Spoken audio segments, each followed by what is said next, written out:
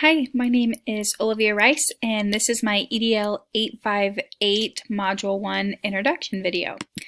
A little bit about myself. I grew up in La Crosse, Kansas, which is about 20 miles south of Hays, so I'm very familiar with Fort Hays State University. I graduated high school from there.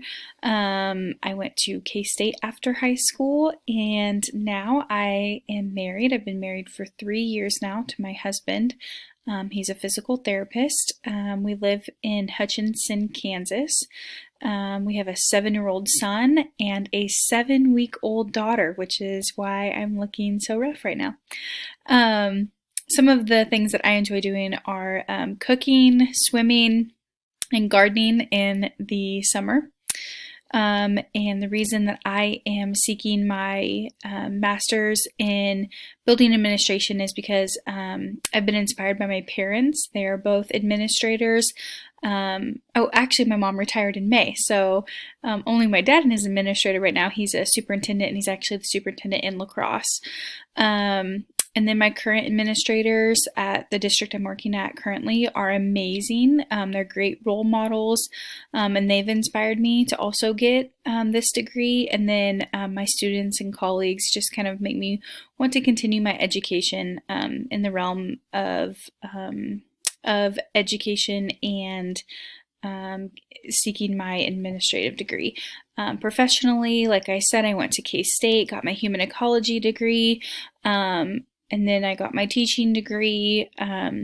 Last May, I graduated with my master's in education. And then this May, I will graduate with my master's in building administration. So I teach family and consumer science, and currently I am at Bueller High School and I teach culinary. So kind of my critical reflection of my school in the district that I'm currently working in and how we analyze and use data. Since I am an elective teacher, we use our data a little bit differently than the core classes, but I've kind of included everybody in this summary. So obviously our testing, we do the PSAT, ACT, and all those other tests that we provide our students.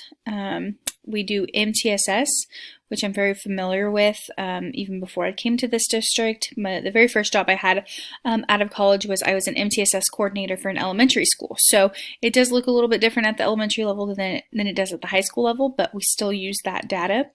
Our KISA, we're still kind of in the beginning stages of that, but we use that data all the time. The department data, so that's broken up into math, language arts, social studies, science. The electives are all kind of divided into their own departments also. We give parent surveys and student surveys throughout the year to collect all different sorts of data. We also have a community engagement feature in our building, and we collect data whenever we have any kind of community engagement event. And then also we use just like our school statistics, so like our demographics, our discipline, our attendance, any reported incidences. We use all that kind of data. Of my own personal knowledge of how I use data for my own instruction on a daily basis is I use my data to differentiate my teaching techniques depending on my students' learning strategies. And we kind of go through that data as a department. It's just me and another FACS teacher. Also, we use the data from our IEP meetings or when I meet with the SPED team, and I use that data for my modifications and my accommodations. Also use data for my students' demographics and their culture. With me teaching culinary, we talk about different kind of dishes that they make at home or food that they eat depending on their culture. So I kind of use that data to guide my teaching in that way. I'll obviously use my data from my homework and my test scores and quizzes and things like that to guide my teaching and what I need to improve on. And I just kind of continue to collect data, always continue to collect data, but also I need to continue to learn new ways to use that data to my advantage, which kind of brings me to my next topic of how I plan to use to improve or enhance my current knowledge of data. And how I'm going to do that is, one, with the knowledge I learned in this class, obviously, but we have district MTSS teams and they meet, and so attending more of those meetings and kind of becoming more part of a team.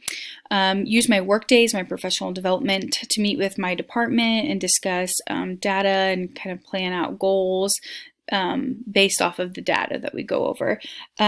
Building data, that we have building data, like I said, our demographics, all those kind of things, and it's shared, and just kind of making it available to every staff member. That's something I want to bring up, because that data, sometimes you kind of have to search and find it or ask somebody instead of just having it readily available. Continue to collaborate and communicate, not just with my district, not just with my building, but all the buildings within our district, and then obviously other districts surrounding us. Learn about available resources within my district. My district is really great about having all these great resources, but sometimes I don't seek out the correct person that I need to learn about those resources, or know when they're available or how to get my hands on those. So that's my own fault. So I kind of plan to improve on that. And then obviously the resources within education, because we're always growing. So to kind of stay abreast, all those improvements. And by doing all that, I'm hoping to improve my knowledge on how to use data. And then hopefully that will lead me to differentiate my instruction correctly and consistently, so I can reach all the students in my classroom, because that is the ultimate goal. So, all right, thank you.